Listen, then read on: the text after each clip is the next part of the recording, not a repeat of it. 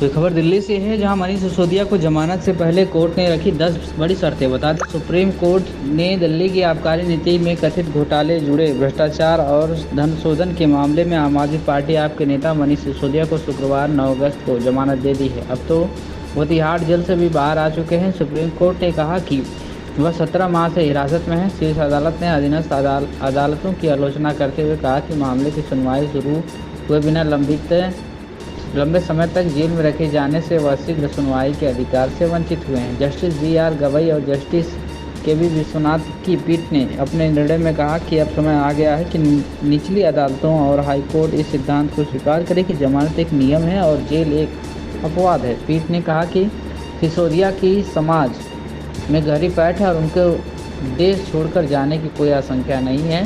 वहीं सिसोदिया की जमानत मंजूर करते ही कहा कि दोनों मामलों से संबंधित लगभग 69,000 पन्नों के दस्तावेज हैं। पीठ ने कहा कि इसमें शामिल दस्तावेजों की बड़ी संख्या को ध्यान में रखते हुए यह नहीं कहा जा सकता कि आरोपी को उक्त दस्तावेजों की जांच के लिए उचित समय लेने का अधिकार नहीं है। कोर्ट ने कहा कि निष्पक्ष सुनवाई के अधिकार का लाभ उठाने के लिए अभियुक्त को दस्तावेजों की जाँच के अधिकार से वंचित नहीं किया जा सकता। पीठ ने कहा कि CBSE और ED के दर्ज दोनों मामलों में अभी तक सुनवाई शुरू नहीं हुई है। सुप्रीम कोर्ट ने कहा कि यद्यपि विभिन्न आरोपियों के विभिन्न आवेदन दायर किए गए, सिसोदिया ने CBSE मामले में केवल 13 और ED मामले में 14 आवेदन दायर किए हैं। पीठ ने कहा कि सभी आवेदनों को निचली अदालत में स्वीकार कर लिया गया है। त्वरित सुनवाई और स्वतंत्रता का अधिकार महत्वपूर्ण के साथ ही किसी अपराध के लिए दोषी ठहराए जाने से पहले लंबे समय तक कैद में रखने को बिना सुनवाई की सजा नहीं बनने दिया जाना चाहिए।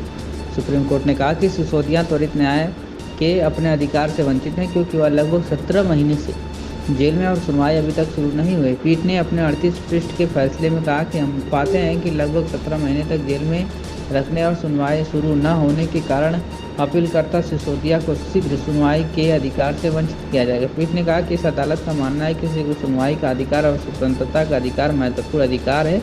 इन अधिकारियों ने इनकार करते समय निचली अदालतों के साथ साथ हाईकोर्ट को भी इस बात को उचित महत्व देना चाहिए था। पीठ ने पिछले निर्णयों का हवाला देते हुए कहा कि समय के साथ कोर्ट ने पाया कि निचले अदालतों और हाईकोर्ट कानून के एक बहुत ही स्थापित सिद्धांत को भूल गए हैं कि सजा के तौर पर जमानत नहीं रोकी जानी चाहिए। कोर्ट ने कहा कि नागरिकों को जीवन और स्वतंत्रता से संबंधित मामलों में इधर उधर भटकने के लिए मजबूर नहीं किया जा सकता, जो कि संविधान और उसके प्रदत्त सबसे महत्वपूर्ण अधिकारों में से एक हैं।